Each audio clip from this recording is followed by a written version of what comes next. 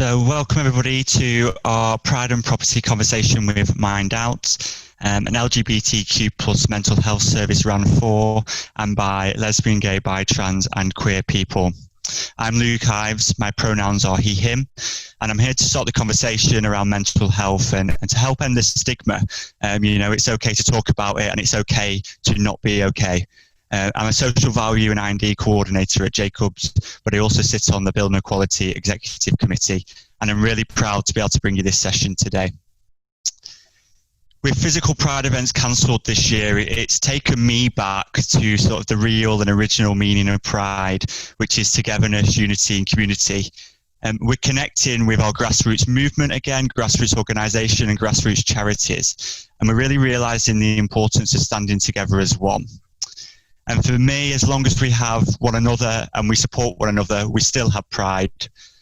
So with that in mind, and with the cancellation of many physical Pride events, it's meant that lots of LGBTQ charities have lost their funding and campaigning opportunities. So throughout this 2 weeks of Pride and Property, we're raising money for MindOut, the Proud Trust and Mermaids. I'll add the link in the chat shortly, but it'd be really great if you could donate. No matter how big or small, it will make a huge difference. So let's quickly run through the house rules and the agenda.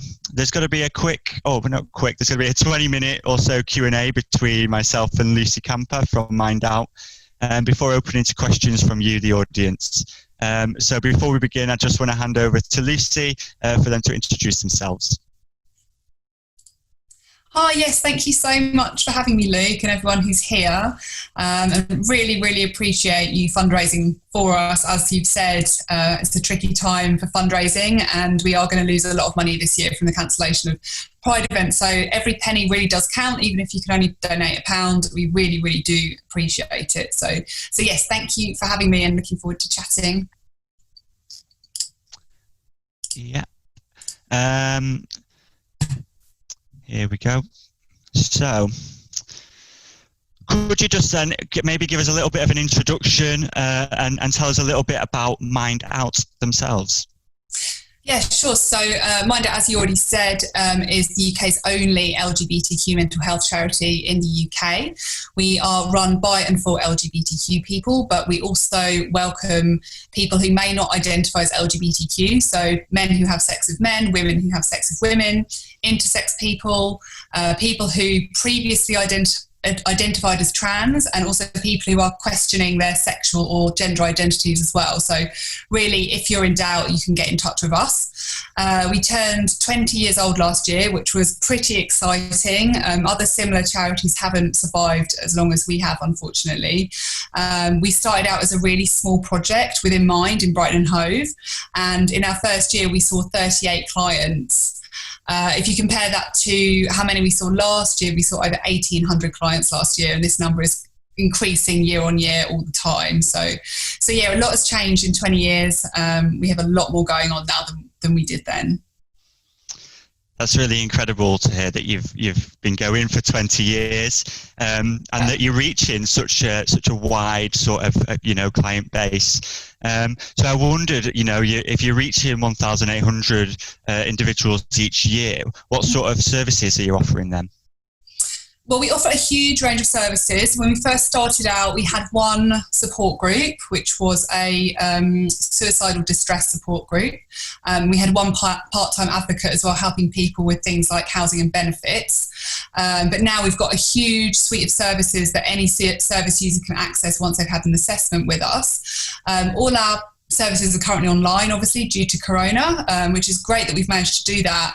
But it's been a massive learning curve for the team. It has also led to some digital exclusion as well, not just older people, which you might automatically think, but anyone who doesn't have the internet, and also people who don't feel comfortable using video for issues like low self-esteem and body dysphoria as well. But in terms of our services that we offer year round, at the moment online, usually offline, online. The first one is actually online. It's our online support service, which you'll be getting a video about in an email later on today. I believe we weren't able to show it, but it's basically an instant messaging chat service which you can access through our website. It's confidential, it's non-judgmental, it's anonymous. We're open every day. We've opened for extended hours during lockdown as well, and have specific sessions for people of colour, trans people, migrants, refugees and asylum seekers, and we also do suicide support sessions as well. And this service can obviously be accessed by anyone with an internet connection, and it's our only national and international service. We do get a lot of contacts from places like India, Kenya, Thailand, places like that, but also we get a significant number from the UK and Europe as well. Our advocacy service has grown massively. This is the practical support I was talking about, so helping people generally with issues such as health, housing and finances. We've got 4 advocates at the moment. One of them is a general advocate that manages the service, and also we have an urgent need advocate, a housing advocate and a trans advocate as well. We have a counselling service which we launched in 2017 with a team of volunteers. All our volunteers identify as LGBTQ, and our counselling volunteers are either qualified counsellors or students in their second year. It's our only charge for service, but it's a really low cost service, so it's a really, really busy one. We also have peer support groups. We have lots of peer support groups, which are a brilliant opportunity for people to meet each other who have shared identities and shared lived experience of LGBTQ mental health issues. It's a safe space basically for people to open up and feel supportive, and people share coping strategies, and it's one of the big things that we do that reduces isolation and loneliness, meeting every week, making friends, maybe going out after the session. And we have several groups that we run all the time. So we have 2 groups called Out of the Blue, which are our suicide prevention groups. And those were launched right at the beginning because 8 out of 10 service users talk to us about experiencing suicidal distress either now or they have done at some point in their lives. So suicide prevention is a really big one for us. We also have one which is in the evening for people in employment called Work It Out. We have a 50 plus group, we have a women's group, and we've also had groups for under 30s and also people of colour. And the groups kind of change and evolve based on the demand of our service users. We are a service user-led charity, and we have service user reps who feed back to us about what people want. We also offer lots of workshops as well on many different topics. The peer mentoring project that we run is one-to-one support, and basically a mentor will meet up with a mentee on a one-to-one basis in a sort of person-centered approach kind of way. So it can be any kind of support. It's 10 weeks long. It's usually once a week, hour session, and it can just be social contact, like going for a coffee or going for a walk. But sometimes people want help with things like training and education, employment or volunteering opportunities. And some people might want to go to the theatre or go to yoga, and they just don't have the confidence and are feeling quite alone and isolated in that and aren't able to do it on their own, or don't have the friends to do it with. So a lot of people who move to Brighton do use this service. And it could be anything. It could be a trans woman who wants help clothes shopping or something like that. We're also, just before lockdown, we were meant to start a befriending service, so going into residential care homes as a sort of intergenerational service, so younger people visiting older people. And unfortunately, obviously, we weren't able to launch that in March because of lockdown, so we've been doing telephone befriending at the moment, which will eventually become a face-to-face service as well. So yeah, we do a lot of stuff. We have a lot going on, a lot of services. Everyone's incredibly busy at the moment. My God, when do you get time to sleep? We generally don't sleep. Yeah, no, that's absolutely incredible. I guess one of the things that I picked out there that I found really interesting is that it's a service user led, which I think is really important. And I guess what I'd also like to maybe for you to touch on is what are the nuances between MindOut and Mind? Yeah, so obviously everyone's heard of Mind. Mind is for everybody, including minority groups, obviously, whereas we are LGBTQ focused. Obviously, we started off as a project within Mind. Mind is a national charity, but they have local Minds all over the country. I think they've got about 120, and they're all independent charities in their own right, and they all offer similar services to us, such as advocacy, counselling, peer support. But we are a local charity, so all our services are delivered in Brighton, in our offices in central Brighton, apart from our online support service. The dream is obviously to become a national charity and be able to deliver these services everywhere. But even though we're Brighton based, we do have a lot of people coming down from London, Surrey, Kent, sort of local areas, just because nothing else like us exists. Obviously, people can phone us for information support as well. But we are hoping to, now we've done online counselling, the good thing for us about coronavirus is that it forced us to do things online that we hadn't got around to doing. So hopefully we'll be able to start offering counselling online so people around the country can access it. So yeah, we are obviously quite different to Mind, but we did start off as part of Mind, and we have a lot to thank Mind for, and we still work with Mind. Yeah, I think that's what we're finding with a lot of charities is that their hand was forced in terms of going online and and supporting the community online. But I think it's actually a great thing now that that I'm based in Manchester, could now access your services down south. Yeah, exactly. So I guess on sort of keeping on the topic of this is why is it important that MindOut is run for and by LGBTQ people? Yeah, this is really, really important. So many of our service users have had bad experiences with mainstream services because of their sexual or gender identity. So lots of them prefer an LGBTQ specific service. All our staff, all our volunteers have shared lived experience of being LGBTQ and also having mental health challenges.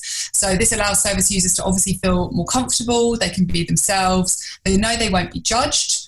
They know they'll be listened to and understood, and it can help reduce minority stress, which is something that all minority groups experience. So yeah, it's a really big one, and it is why so many people do come to us from mainstream services who have struggled and find that we are exactly what they need.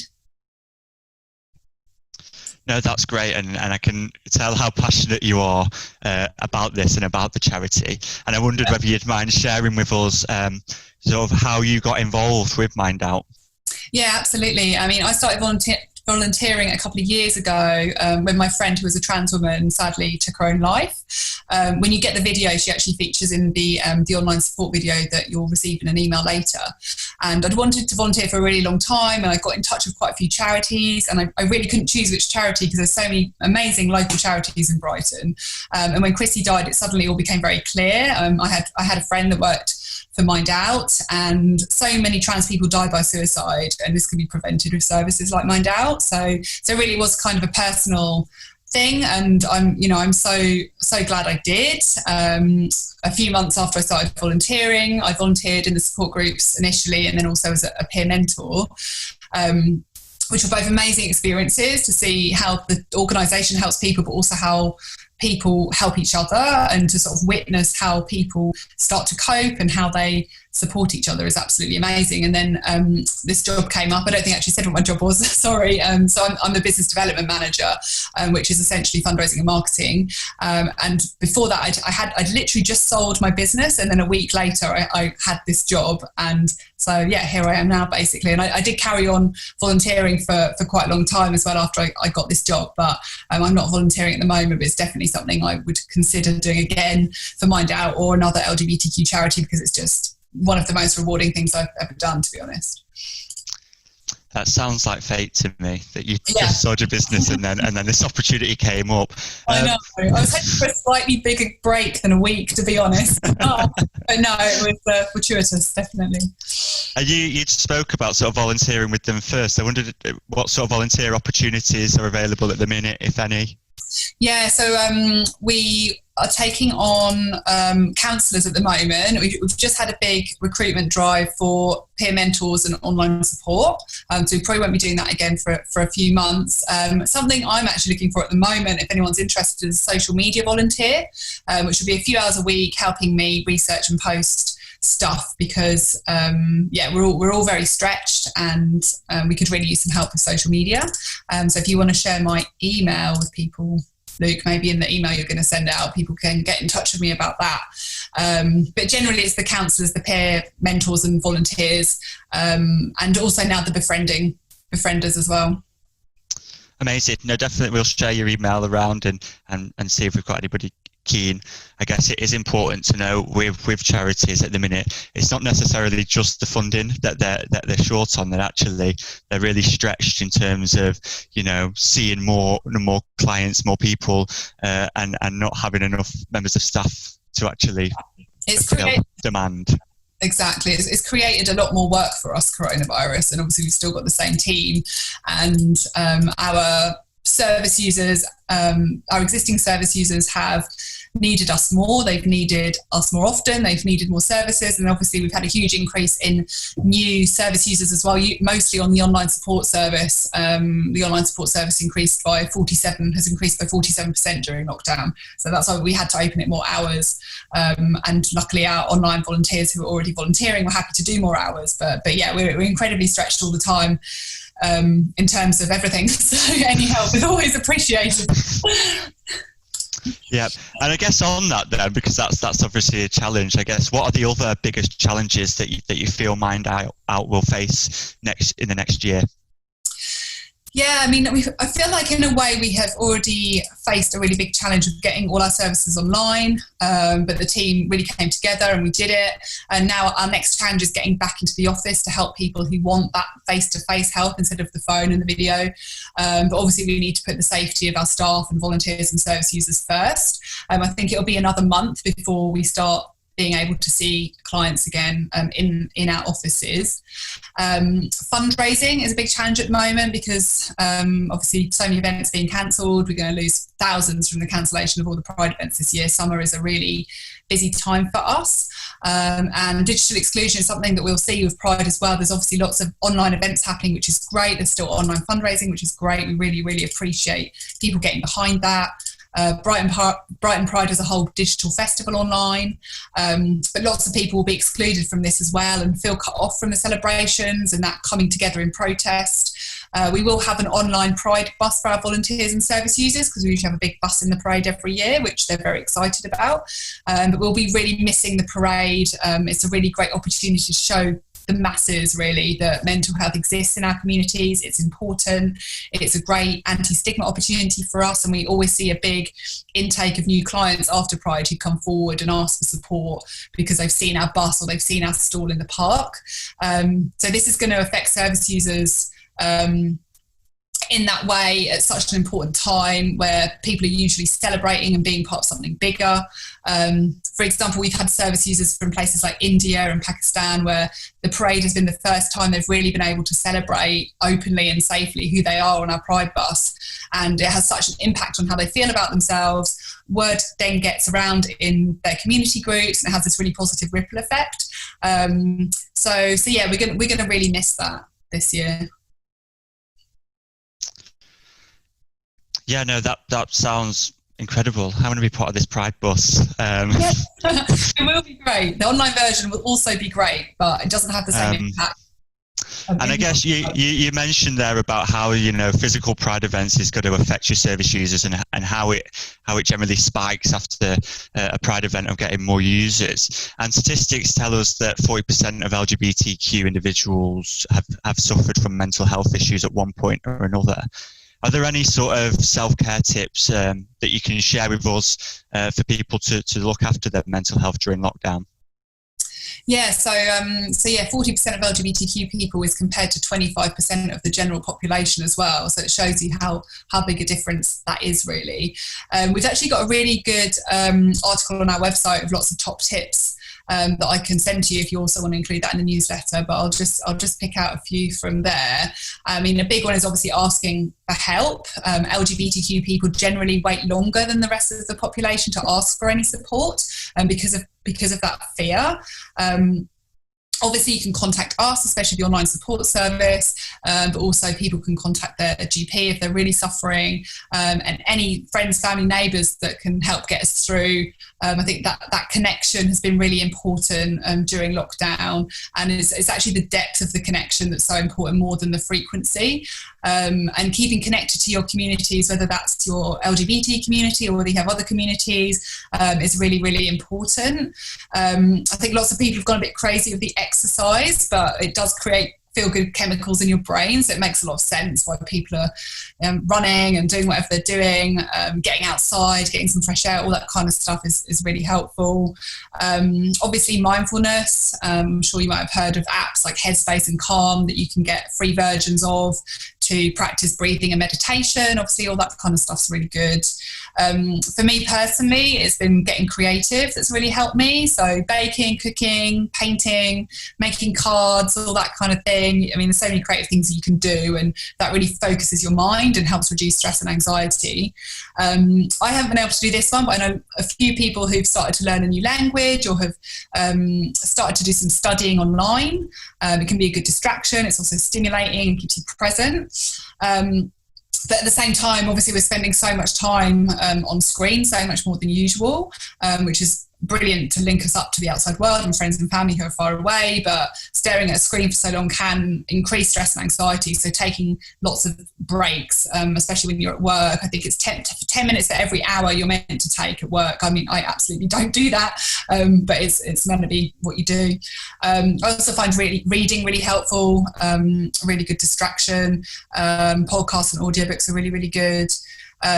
Eating really well is really important. It does change your mood. I used to be a nutritionist, so that's something that's really helped me get through is eating well, making sure I'm having enough protein. Having enough protein with each meal balances your blood sugar, which can affect your anxiety. And I know lots of people have been getting a bit more creative in the kitchen now we've got the time. Writing a journal, writing things down generally can be really, really helpful at this time, and also giving to others. Random acts of kindness, but also volunteering. I know lots of people got really involved in that in the beginning, but there's still lots of opportunities out there, whether it's with us or other charities. But yeah, please do get in touch if you're interested in volunteering. So yeah, those are a few tips, but I can send the article for the full breakdown if you like. Fantastic, and I think some really, really useful sort of individual sort of self-care tips there for people to take away. And I guess on the same theme, but more away from the individual, it's more how can our individual organisations that we work for, how can they positively impact on the mental health of LGBT plus employees? Yeah, so the best thing they could do is probably attend our trainings. So we have 2 trainings, which we've just done 2 of them in June. So the next ones will be in September online.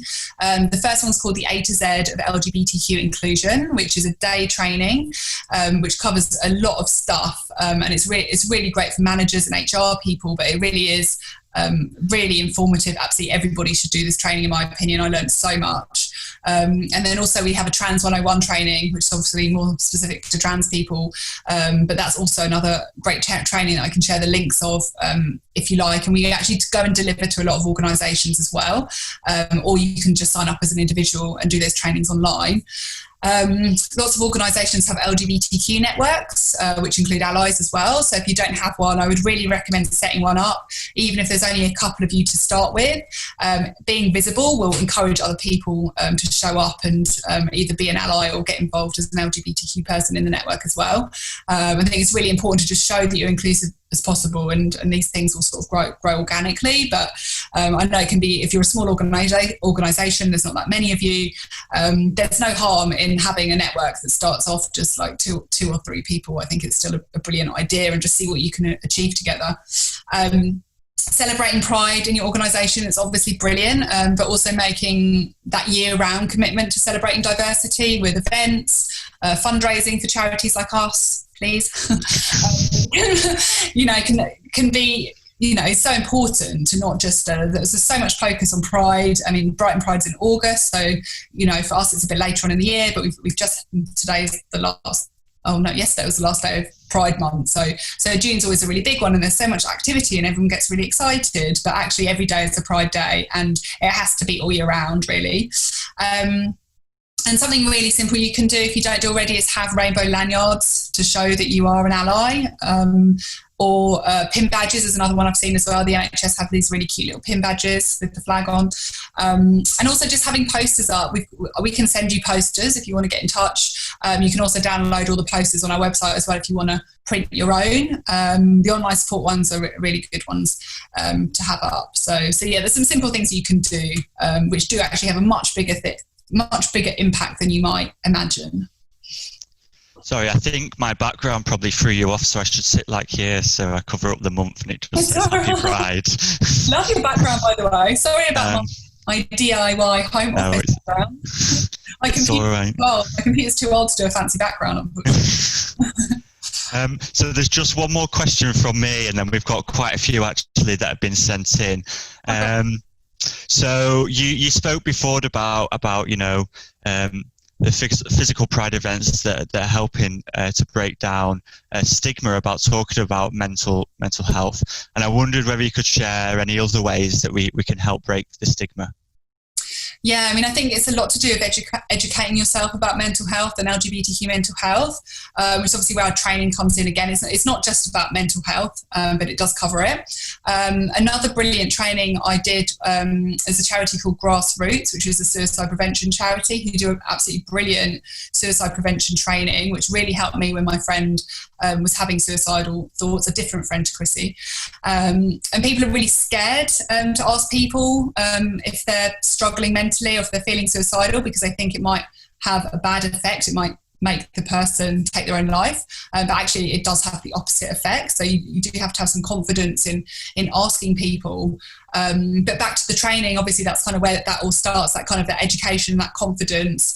And then you can go on to educate others on what you've learned. You can cascade it in your organisation and ask your friends if they're interested to know about what you've learned, because I imagine they would be.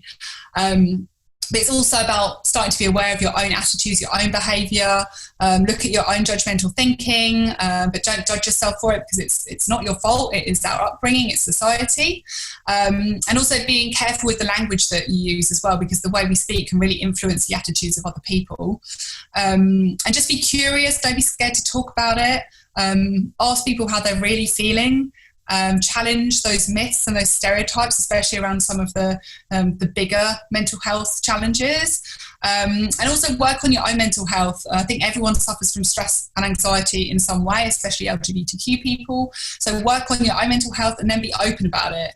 I still do suffer from anxiety quite badly sometimes, and I kept it a secret for years and years and years. And as soon as I started talking about it, I was surprised at how many of my friends were also suffering anxiety, had also had therapy, had also had these challenges. So it really is just sort of unlearning that conditioned behaviour and just start to be open about it yourself. And then get involved in anti-stigma campaign if you can. Mind do a lot of this. So if you're interested in anti-stigma campaigning around mental health, then have a look on the Mind website, because there's always stuff you can get involved with. I think you can send in personal stories and things like that. So yeah, there's lots you can do. Yeah, I know in construction and engineering there's been a big drive to have mental health first aiders, and they give presentations, etc. And that's all about sort of starting the conversation, the initial conversation on mental health, and it's just sort of snowball effect from there, really, to usualize talking about our mental health. Yeah, it's all about starting a conversation, really. I think whether it's within your organisation or with friends and family. So it's a bit of a British thing as well to keep things in and not be open and not talk about stuff. But the more you do, the more others will. And I think it really is the only way to break it down. And obviously there's great work going on around the country, around the world, around LGBTQ mental health and mental health generally. But we can all do our bit. Okay, so on to the first question. So we've been asked a question about one of your services, and they've asked whether counselling services are free, and do you offer services via employers? We don't offer services via employers for now. So people self-refer, and then they come to us and they'll have an assessment, and then we work out together what are the best service or services for them at that time, and that can change.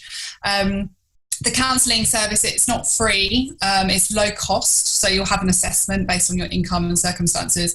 I think the lowest you would pay is £5 a session, and you have 10 sessions. So yes, we're not currently offering it online. I'm not sure where you're based. Obviously, if you're in the Brighton, Sussex area, very welcome to come and have counselling online at the moment, but we're not.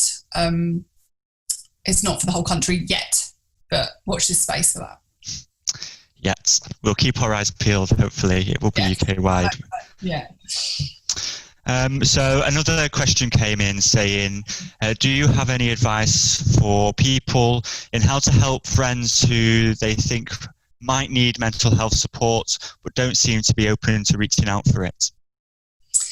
Yeah, I mean, this is quite specific to the circumstances, obviously, and your relationship and your friendship and what you think might be going on for them. But generally, I would just find a way to get them talking about it, which again is going to be quite individual. I mean, if you can find a way, we can send leaflets and little business cards about our online support service. If you're able to do that in a subtle way, then that could be a really, really good sort of introduction to MindOut, to use the online support service. But yeah, with this question is difficult, not knowing the situation, but generally you have to find a way to reach that person and get them to open up to you in some way, but also just don't be scared. Don't let your own fear of making them feel worse get in the way, because most people who are suffering are very isolated. They do deep down want the opportunity to talk to somebody. It might be very challenging, very difficult for them, but if you persist in a very gentle, kind way, eventually they will. I mean, if it's suicide, like I said before, Grassroots do a brilliant training, and they also do a lot of online stuff. So it might be worth checking out what they do. Obviously it's specific to suicide, but really it could be used, it's all about suicide intervention, but you could use that sort of process as an intervention for sort of any mental health challenge, really. And it is talking. It's all going to come down to talking, and if that person isn't talking, then you're going to have to do the talking. So yeah, sorry, I don't know if that's that helpful, but I guess from that then, would you maybe recommend that the friend ring your helpline? Maybe they can disclose a little bit more information there, and you'll be able to guide them, slightly better, signpost them. Yeah, they could ring us, or there's the online support chat service if it's open. It's not open 24/7. Excuse me. But yeah, absolutely, they are very welcome to get in touch with us wherever they live for advice and support. Okay. Somebody else has asked if people have had a bad experience with mainstream mental health service providers due to being LGBT+, what should they do? This would probably be a question for an advocate. I'm not an advocate. I would recommend they get in touch with us and speak to an advocate, basically, because I'm not sure what the protocol would be for that. But if you know of somebody who has experienced something like that, and they're LGBTQ, then I would recommend they get in touch with us and ask to speak to an advocate, because I don't actually know what would happen in that situation. Depends how bad the experience is, I suppose. They may just wish to just switch to our services, or there may be more of an investigation that is required. So yeah, I wouldn't really be able to answer that, as I'm not a service delivery person. No problem. And I'm sure we can signpost in the email afterwards to your website, which will again signpost to the advocates. So the final question. There's a lot on the website, actually. There's a lot of really useful information on the website. So the final question that's come through says, can allies help LGBT plus people who are struggling with mental health without being patronising or risking not understanding? Yes, absolutely. Definitely. Our allies are so important. They are more important in a way, because there's more of them. Their allies are the ones that are going to change the world, and allies need to educate themselves. They need to get that confidence, but yes, they can absolutely help somebody. We're all human at the end of the day. We all suffer from stress and anxiety on some level. We can all relate to that. So yeah, if you're an ally and if you're worried about someone who's LGBTQ who seems to be struggling, you can help them in the same way an LGBTQ person can, but it might feel good for you to educate yourself on it a little bit more. If you're concerned, if you have that fear, then knowledge really is power. So I would recommend that. So there's no more questions, but I do have one that you mentioned a couple of times, and it's around digital exclusion. And you've mentioned how people can't be involved, and I wonder whether you had any sort of solutions or workarounds to minimise digital exclusion as much as possible. Yeah, I mean, what we've done is, we haven't lost contact with any of our service users during lockdown, because most people have a phone. I think we had one client who lost their phone at the beginning of lockdown and didn't have a computer. So we've actually been communicating with that person via snail mail, via letter. It's very old-fashioned. But for that reason, we haven't lost contact with anybody, because if people don't have a computer or don't want to be on a video call, then we will phone them, and our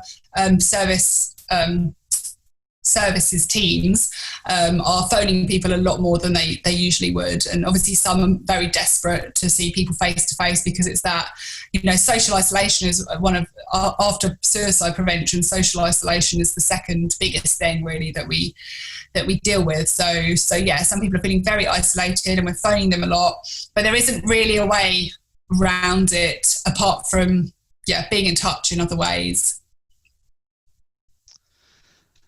Well, I've just asked if anybody's got any final questions to add. I guess they may be typing them up. So before we close the session, for me, would it be nice to touch on again is maybe a little bit more about the training that you offer, and now this is, I'm assuming, online, how people can maybe access them and book onto that.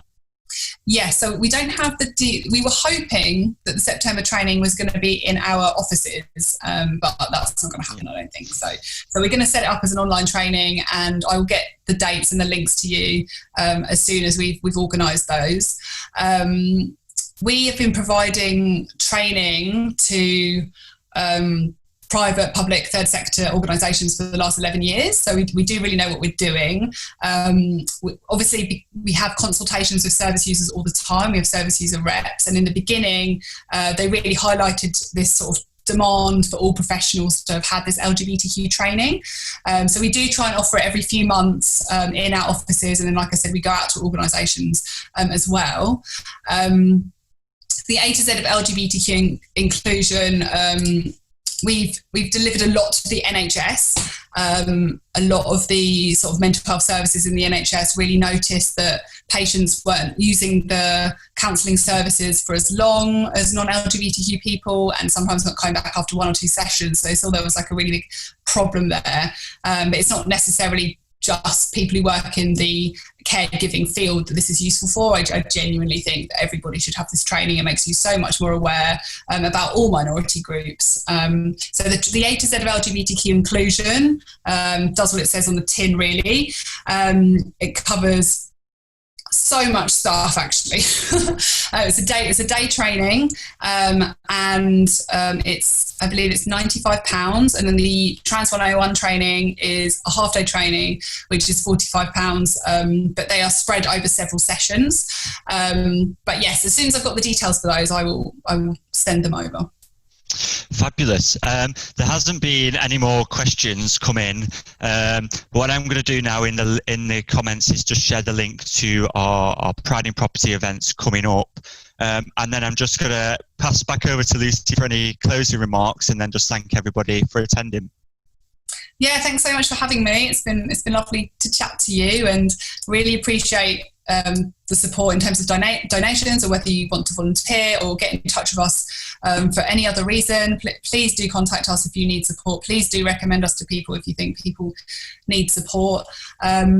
Our phone lines are open, normal office hours, 9 to 5, Monday to Friday. But our online support service, you can see the times on our website. It's usually open evenings and weekends as well. So we do have a bit of an out of hours service that people can contact us through as well. So yeah, it's been a pleasure. Thank you, Luke. Yes, no problem. Thank you. And yeah, thank you everybody that dialed in. Thanks. Yes, thank you all.